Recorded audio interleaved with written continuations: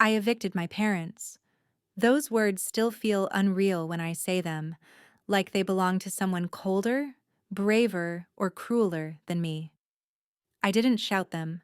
I didn't slam a door or throw their boxes onto the lawn.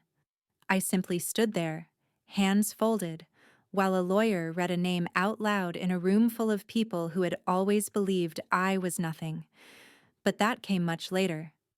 Back then, long before my name meant anything at all, I was just the quiet child at the end of the dinner table, the one whose plate was always a little emptier, whose voice never quite made it past the clinking of cutlery. I grew up in a house that looked warm from the outside. White siding, neat hedges, a swing bolted to the oak tree in the yard. Neighbors called my parents hardworking and devoted. Teachers smiled at them during conferences. Church friends said we were blessed. Inside the house, though, everything had a hierarchy, and I learned my place early.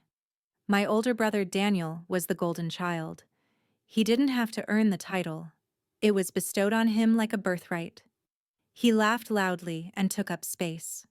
When he walked into a room, my parents' faces changed, softened, brightened, like lamps switched on. "Danny's going to do great things," my mother would say, pouring him another glass of juice. "He's got a head for business," my father liked to add, clapping him on the shoulder. I was 3 years younger and invisible by comparison. Not neglected in the obvious, reportable ways. No bruises, no locked doors. Just overlooked, forgotten, treated like an afterthought that everyone assumed would take care of itself.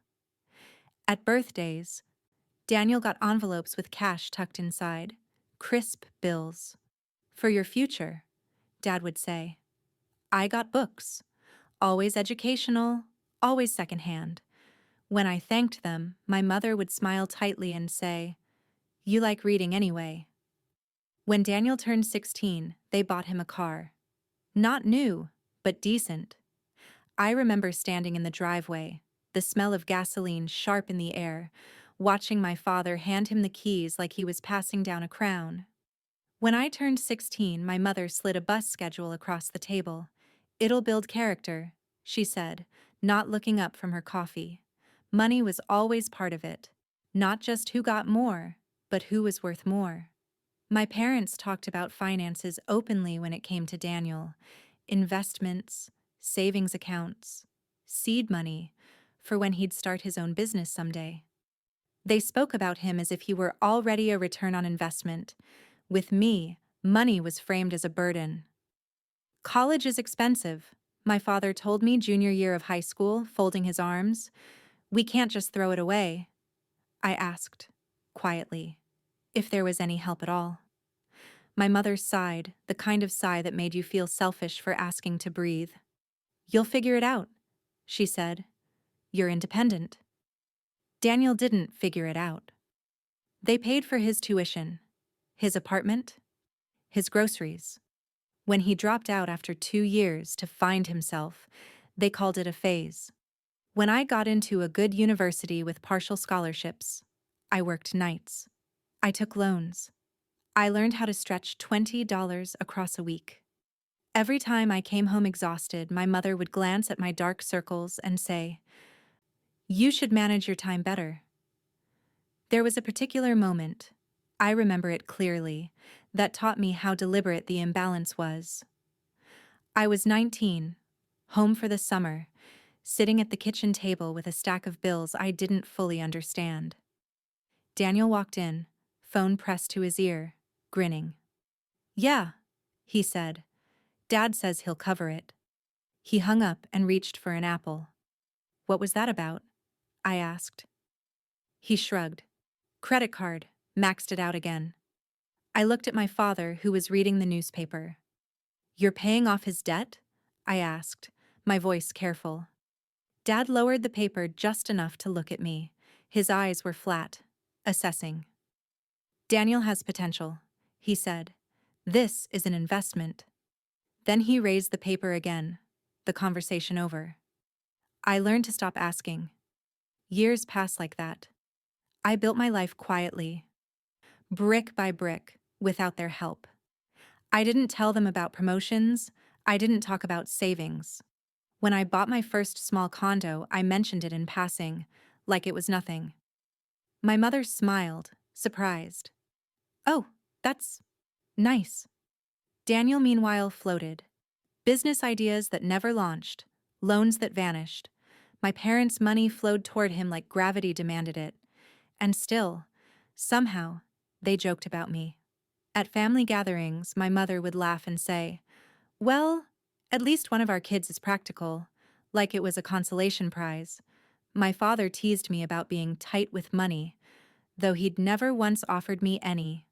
I took it all, smiled, nodded, swallowed the small, hot ache in my chest, because despite everything, I believed, stupidly, that there was a line they wouldn't cross, that whatever unfairness existed, it had limits.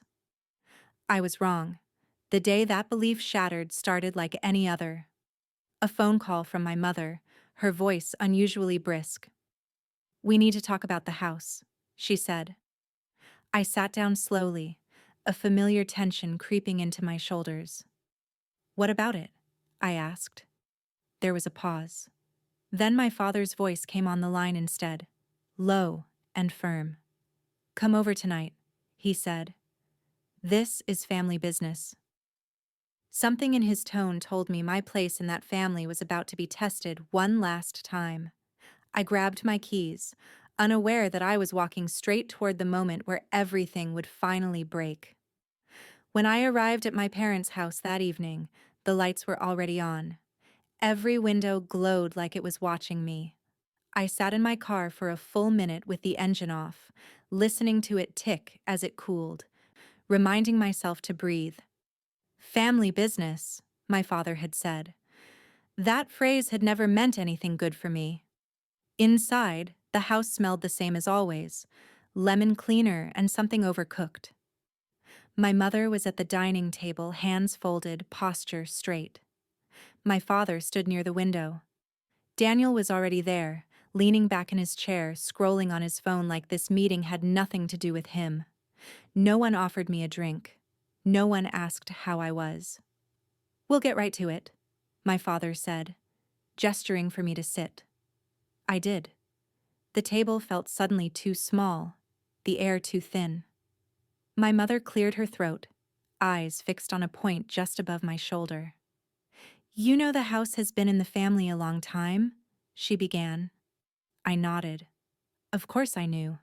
They'd reminded me of it every time something broke, every time taxes went up. "This house is our legacy. We're getting older," my father continued, "and we've been making arrangements." Arrangements. The word settled heavy in my stomach. Daniel finally looked up from his phone, a faint smile playing at his lips. Not surprised, not curious. Prepared. My mother reached into a folder and slid a single sheet of paper across the table, just far enough that I had to lean forward to read it. It was a summary. Not even the full document. A transfer of ownership. My eyes skimmed the page once, then again, slower. The house. Signed over. To Daniel. I felt something drop inside me. Not dramatic, not explosive. Just a quiet, hollow shift, like the floor had lowered an inch without warning. "I don't understand," I said. My voice sounded steady, which surprised me. "Why is this already decided?" My father didn't hesitate. "Daniel needs stability." I looked at my mother. "So do I." She flinched, just barely. Then she smiled. The same tight smile I'd seen my whole life. "You're doing fine," she said. "You've always been self-sufficient." Daniel let out a small laugh, the kind meant to soften a blow while still enjoying it. "Come on," he said. "You don't even need it. You've got your own place. This house. It makes sense it stays with me." I stared at him, at the confidence with which he claimed something he hadn't earned, hadn't maintained, hadn't paid a dime toward. "Did I miss a conversation?" I asked. Was I ever asked what I thought? My father's jaw tightened. This isn't a democracy. There it was. I tried again, slower, choosing every word carefully. I helped with repairs, I said. I paid for the roof 3 years ago. I covered the property taxes when you were short. I thought, you offered. My mother cut in quickly. We didn't ask you to. The words stung more than I expected. Daniel's smile widened, just a fraction. So that's it? I asked. The house just goes to him? My father folded his arms. Daniel will also be taking over some financial responsibilities. It's only fair. I almost laughed. Almost. What responsibilities? I asked. Another paper slid across the table. This one listed debts, lines, and numbers. My eyes tracked downward, heart pounding louder with each second. Credit cards, personal loans, business expenses. Daniel's name was on every single one. My father spoke calmly, like he was explaining a grocery list. The house will be collateral, he said. Once Daniel gets back on his feet, everything will even out. And if he doesn't? I asked. No one answered. The silence told me everything. I pushed the papers back. So you're giving him the house, I said slowly. And expecting me to what? Cheer? My mother's voice hardened. We're expecting you to be reasonable. Reasonable. That word had always meant quiet when applied to me. I just want to understand where I fit into this, I said. Am I getting anything? Daniel scoffed. You're getting peace of mind. You don't have to worry about us. I looked at my parents again, searching their faces for hesitation, guilt, anything. My father looked tired but resolved. My mother looked relieved, like a difficult errand was finally done. We assumed you'd be okay with it, she said. Assumed. I stood up slowly. My chair scraped loudly against the floor, the sound sharp in the quiet room. No, I said. You assumed I wouldn't fight back. My father's eyes narrowed. Don't make this harder than it needs to be. That was the moment I understood something with terrifying clarity. This wasn't just favoritism. This was calculation. They weren't just choosing Daniel. They were using me. Every repair I'd paid for. Every contribution they'd praised me for. Every time they'd leaned on me financially while calling him an investment. This was the endgame. I need time, I said. My mother nodded too quickly. Of course, but we'll need an answer soon. An answer. As if I had any real choice. I left without saying goodbye. No one stopped me. That night, I sat alone in my condo, the city humming faintly outside my windows. I replayed the conversation again and again, each word sinking deeper, reshaping old memories into something darker. Things that hadn't made sense before suddenly did. Late-night calls asking for help with paperwork. Questions about my savings. Casual comments about keeping things simple when it came to legal documents. I opened my laptop, hands trembling, not with anger yet, but with something colder. Suspicion. If they'd already decided my place so easily, I wondered what else they'd decided without telling me. And for the first time in my life, instead of swallowing the hurt, I started looking for proof. I didn't sleep that night. I lay on my couch with my laptop open, the glow of the screen painting the ceiling a dull blue. Every few minutes I'd scroll, stop, reread the same lines, then scroll again, searching for something I didn't yet know how to name. At first, I told myself I was overreacting, that this was just another moment where Daniel came first and I came later, or never. I'd survived that my whole life. But this felt different. This felt organized. I started with what I had access to. Old emails, messages from my parents asking for help over the years. I searched words like house, taxes, documents, lawyer. At 2 in the morning, my eyes burned, but my focus sharpened. Then I found it. An email from my mother, dated 4 years earlier. Subject line, just in case. I didn't remember opening it at the time. I must have skimmed it, assumed it was nothing. That's what they counted on. The email was short. Can you keep copies of these for us? In case anything ever happens. You're so organized. It gives me peace of mind. Attached were scanned documents, PDFs. My pulse quickened as I opened the first one. A draft will. Not signed, not finalized, but detailed. My name appeared exactly once, listed as a contingent beneficiary in the event that Daniel is unable or unwilling to assume ownership. I stared at that line for a long time, my throat tight. Even then, years ago, they'd already decided. The second attachment made my hands go cold. A trust document. The house wasn't just being given to Daniel. It had been placed into a family trust structure, one designed to shield assets while debts were quietly transferred. And buried in the language, carefully phrased, was a clause that made my stomach drop. Any financial contributions made toward maintenance or taxes by non-beneficiaries would be considered voluntary gifts to the trust. Gifts. Every check I'd written, every transfer, every helping out moment. They hadn't just favored him. They'd protected themselves from me. I closed the laptop and sat back, staring at the dark window. My reflection looked older than it had the day before. Not sad, clearer. I wasn't angry yet. I was past that. The next few weeks, I went quiet. When my mother called, I answered politely. When my father asked if I'd had time to think, I said I was still processing. Daniel sent me a single text. Don't make this weird. I didn't respond. Instead, I made appointments. First with a lawyer, then with a forensic accountant. I remember sitting in the lawyer's office, the leather chair creaking softly as I handed over the documents. He read in silence, flipping pages slowly. His expression didn't change much, but his jaw tightened almost imperceptibly. "Did they ask you to pay for any of this?" he asked. "Yes," I said. "Repeatedly." "And did they ever disclose the trust?" "No." He leaned back. "That matters." The accountant was less restrained.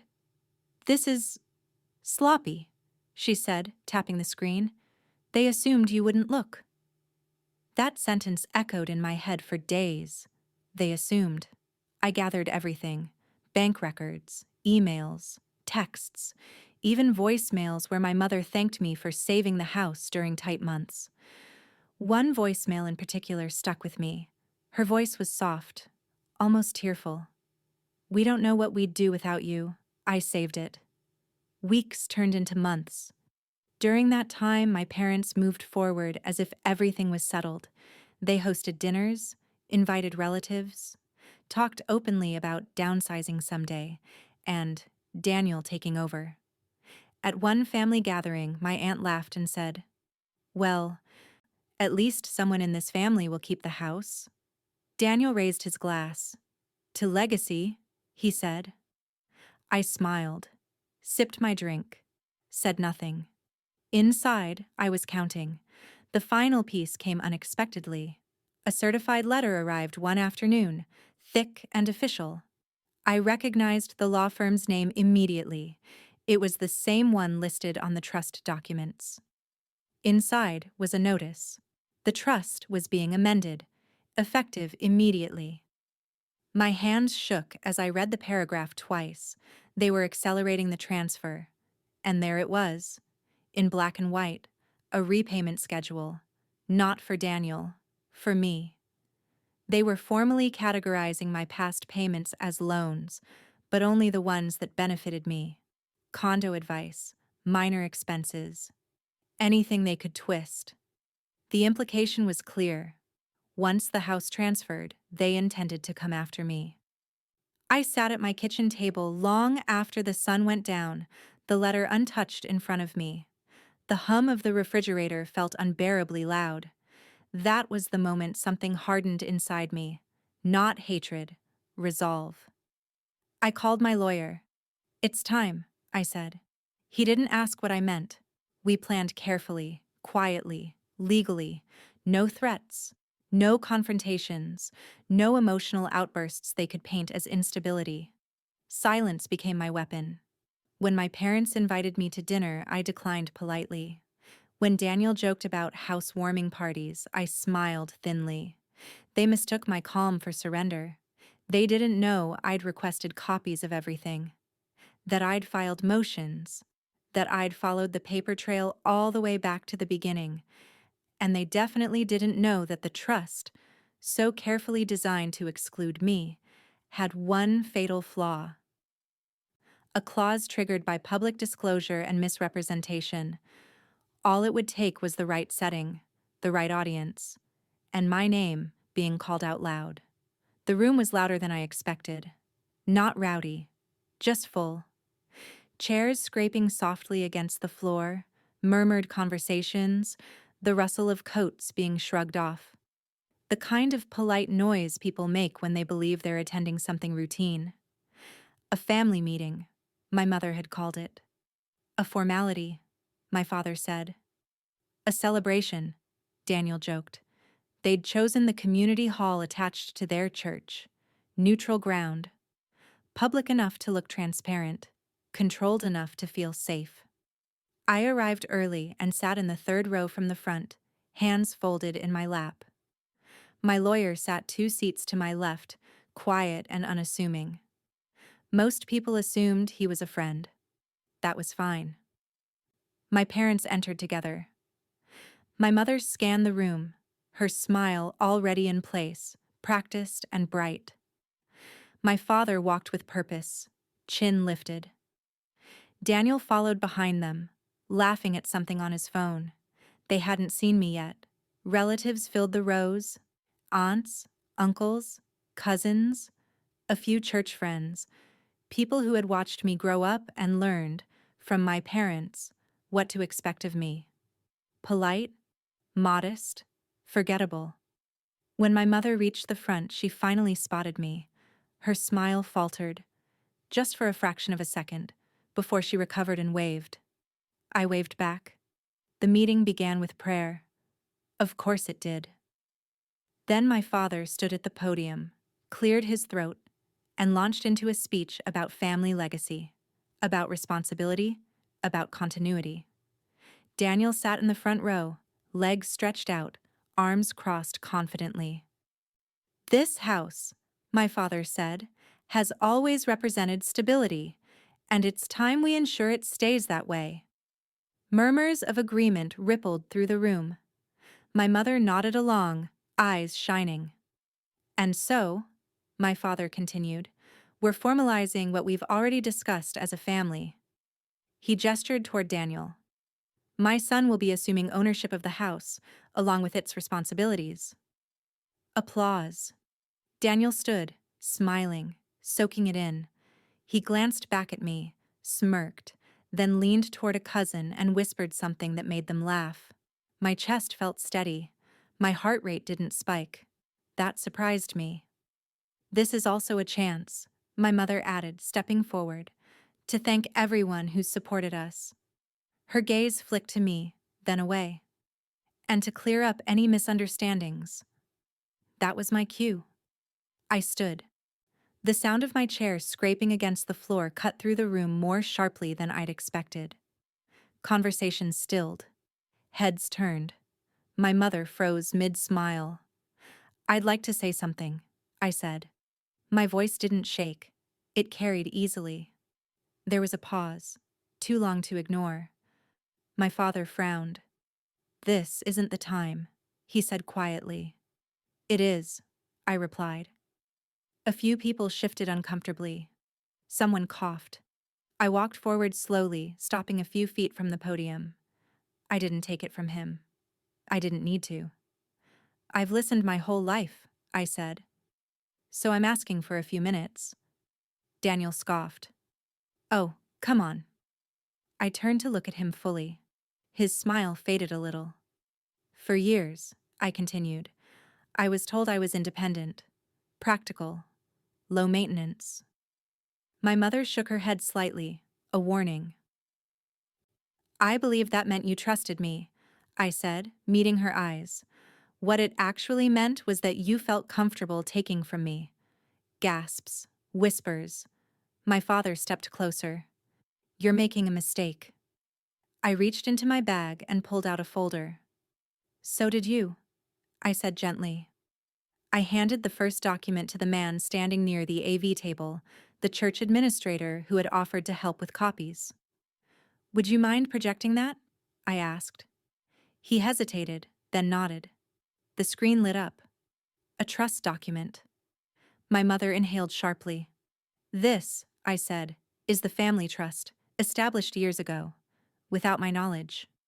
I turned to the room. You'll notice, I continued, that only one child is listed as beneficiary. Daniel shifted in his seat. And you'll also notice, I added, that any financial contributions made by anyone else are classified as voluntary gifts. A murmur spread.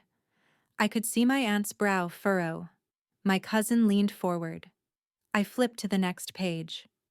These are bank records, I said. Property taxes, roof repairs, emergency maintenance. I paused. All paid by me. My mother stepped forward. You offered, and you accepted, I said calmly, while legally protecting yourselves from ever acknowledging it. The room had gone very quiet. My father's face had drained of color. This is private family business. I nodded. It was, until you invited witnesses. I signaled to my lawyer. He stood. Due to misrepresentation, he said evenly, and failure to disclose material facts to a contributing party, the trust's public disclosure clause has been triggered. Daniel laughed nervously. That's not... And, my lawyer continued, the trust is now void. Silence fell like a weight. My mother's mouth opened, then closed. What does that mean? Someone whispered. It means, I said softly, there is no transfer. Daniel stood abruptly. This is insane. And, my lawyer added, ownership reverts to the last legally documented contributor with claim. He looked at me. The administrator cleared his throat. And whose name is that? My lawyer didn't answer. I did. Mine. The word echoed. My father sank into a chair as if his legs had given out. My mother stared at me, eyes wide as though she were seeing a stranger. Daniel's face flushed red. You can't do this. I met his gaze. I already did. A long pause followed. Then the administrator glanced at his notes. There's one more item, he said hesitantly. The agenda mentions acknowledging ownership. He looked at me. Whose name should be called? I felt every eye in the room on me as I stepped forward one last time. Mine, I said. And when he said it, clearly, publicly, the room went completely silent. No one spoke for several seconds after my name was called. The silence wasn't empty. It was heavy, dense, pressing against everyone in the room. I could hear someone breathing too fast in the second row. A chair creaked as a cousin shifted uncomfortably. Somewhere near the back, a phone buzzed and was quickly silenced. My parents didn't look at me. My father stared at the floor like it might open up and save him. My mother's hands trembled as she gripped the edge of a chair, knuckles pale, lips parted in disbelief. Daniel stood frozen, his earlier confidence stripped away, replaced by something raw and ugly. This isn't over, he muttered. I turned to him slowly. It is, I said. The meeting dissolved without ceremony. People avoided eye contact as they gathered their coats. Some glanced at me with something like awe, others with discomfort. A few, quietly, nodded. My aunt stopped beside me on her way out. I didn't know, she said softly. I know, I replied. My parents left without saying a word to me. Daniel followed, brushing past so close I could smell his cologne, sharp and bitter. I didn't feel victorious. I felt finished. The legal process moved faster than I expected. Once the trust collapsed, everything unraveled cleanly like a pulled thread. Ownership was confirmed, paperwork finalized, locks changed. The hardest part wasn't the logistics, it was the call. My mother rang me 2 weeks later. Her voice was smaller than I remembered. "You can't expect us to leave," she said. I closed my eyes. "I do," I replied. "This is our home." "It was," I said gently, and I tried to protect it. "You wouldn't let me." My father took the phone. "You're really doing this?" he asked. "Yes." A pause. "You're punishing us." I shook my head, though he couldn't see it. "No," I said. "I'm ending something." They moved out quietly. No scene, no apologies. Daniel didn't help them. I watched from my car as boxes were loaded into a rented van. My mother looked at the house one last time, her face unreadable. My father kept his back to me. When they drove away, I expected to feel something sharp. Grief, triumph, regret. What I felt instead was relief. In the weeks that followed, people reached out. Some awkwardly, some sincerely. A few never did. Daniel sent one final message. "You didn't have to humiliate us." I typed a reply, deleted it, then typed another. "You humiliated yourselves when you assumed I wouldn't matter." I never heard from him again. I renovated the house slowly, not to erase them, but to reclaim the space. I painted over the scuffed walls, replaced the roof I'd once paid for twice. I planted a new tree in the yard, young and unremarkable, something that would grow without history weighing it down. Sometimes I'd sit in the living room at night, listening to the quiet, thinking about the child I'd been, the one at the end of the table, learning how to disappear. I wish I could tell that version of me something simple. That silence isn't the same as peace.